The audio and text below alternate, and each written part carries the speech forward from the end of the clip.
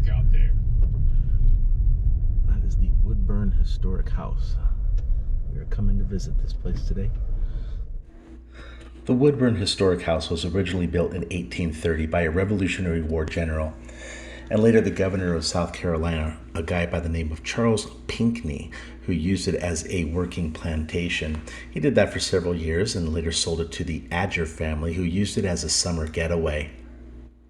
Years after, it changed hands a few more times and eventually lost due to financial struggles of the Great Depression. And then in the early 50s, it fell into the hands of Clemson University, who never really did anything with it. As a result, it fell into disrepair, and after much negotiation with the Pendleton Historic Foundation in 1966, Clemson University finally agreed to just give it to them, and it's been in their care ever since. They've fully restored the home back to its former glory.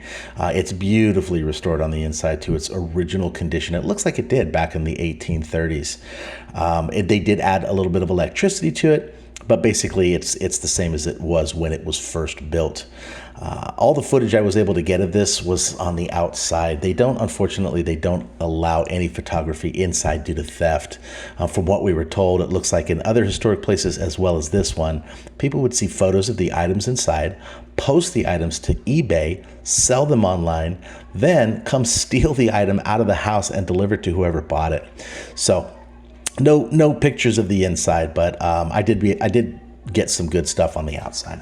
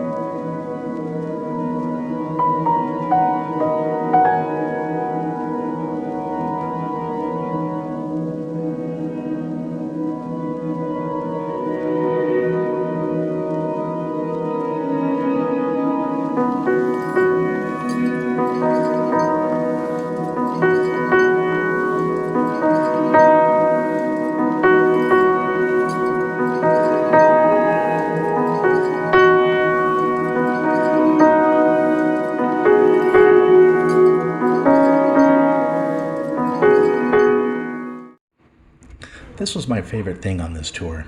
It's called a joggling board. Now the word joggle means to shake slightly or to move to and fro, and that's exactly what this thing does. They first became popular in the South Carolina Low Country back in the early 1800s as a place to sit and relax on the porch. Visitors would sit on them with their host as a sign of friendship. They were also referred to as a courting board. When a man came to court a lady, they would each sit on the far end of the board. And as they sat and talked and became excited in their conversation, the board would shake and bow towards the center. Eventually, the two would slowly slide towards each other, and when they got too close, it was time for the courter to leave for the evening.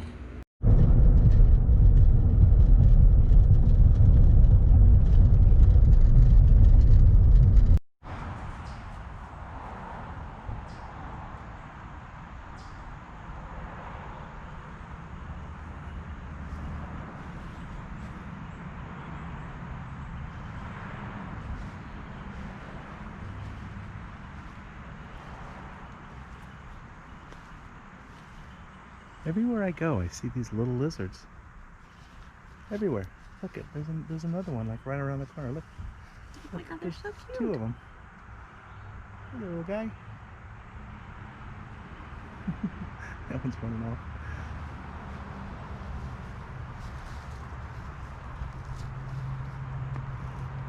That's a trip. It's a huge house, huh?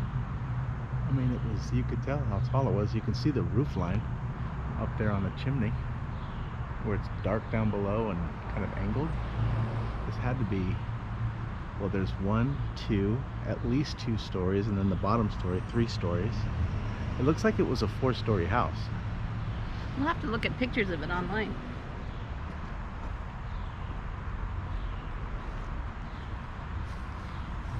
Maybe they have pictures in the lobby.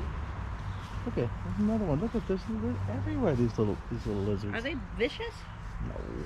Look at this little Look how guys. fast they run. Come back here. Don't run. We're not trying to hurt you. I'm not trying to hurt you. Come back here, little buddy. Come back here, little buddy.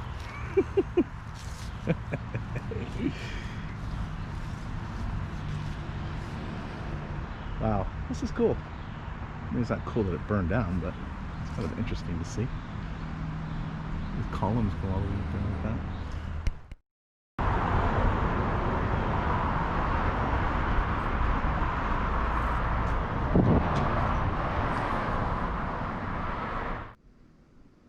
If you saw in my last video, you'll know that I passed this record up last week, or a couple of weeks ago actually, when we went into Seneca. We visited this record store there called Yesterdaze Records. I saw it there for 22 bucks, didn't buy it, came home, changed my mind, went online to find it and just buy it online, but it was not easy to find. In fact, I only found 2 copies of it. One was for $60 and one I believe was for $78. At that point I realized I made a mistake. Called the store back the next day and said, hey, I was in there yesterday, the guy remembered us, and knew that I was looking at this album. I said, hey, can you go grab that album and put it behind the register for me? I'll come in, you know, in a couple of days and I'll pick it up, which he was very happy to do. We went back down there and picked it up. So $22 price tag on it. And I don't know, you know, it's not available right now. Nobody's got it in stock. Who knows if it's, you know, if it's ever going to get back in stock, when, but right now it's got a, you know, a value of, you know, anywhere between 60 and 80 bucks on it. So I decided to run back down there and get it. Very happy I did. This is pink vinyl. I don't know if this pink will come across on the on the video, but this is pink vinyl.